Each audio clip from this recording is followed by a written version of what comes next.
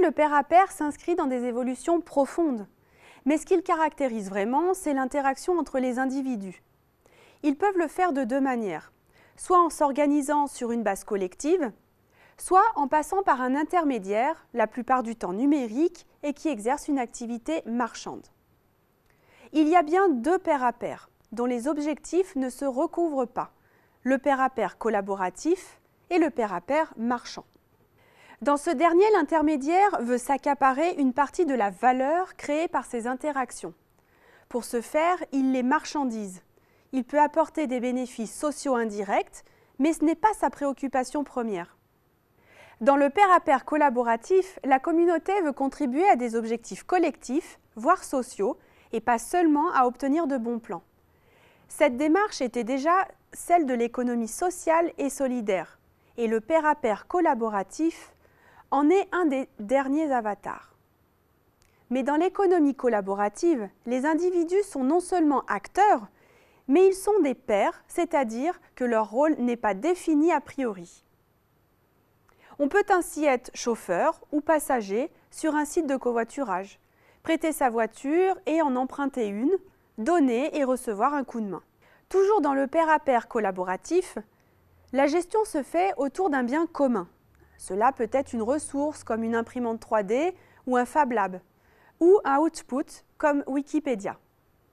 Au contraire, dans le pair à pair marchand, il n'y a souvent rien de commun à gérer. Sur Airbnb ou Blablacar, chaque propriétaire de logement ou de voiture reste propriétaire de son logement ou de sa voiture.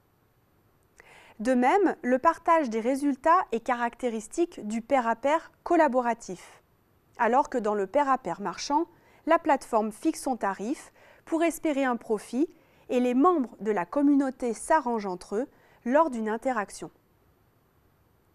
Il y a dans le pair à pair marchand la volonté de centraliser et contrôler les interactions entre pairs et souvent de s'approprier des données relatives aux membres de la plateforme. S'il existe deux pairs à pair assez différents, c'est incontestable, le pair à pair marchand a le vent en poupe. Porté par des startups, il conduit à l'émergence des fameuses licornes, celles qui valent plus de 1 milliard de dollars. Cela ne correspond pas à une activité présente, mais à une promesse d'activité dans le futur. Certes, les financiers peuvent se tromper, et ils se trompent très souvent. Mais en finançant ces licornes, ils leur donnent aussi les moyens de ce développement futur.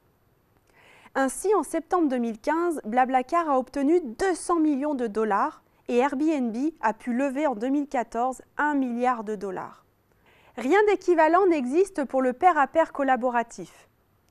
À titre d'exemple, Wikipédia, l'encyclopédie en ligne qui fédère une communauté de 2 millions de contributeurs et représente sans doute le plus grand projet de pair à pair collaboratif, ne dispose, pour fonctionner, que de dons dont le montant annuel couvre ses frais de fonctionnement, soit 20 millions de dollars environ.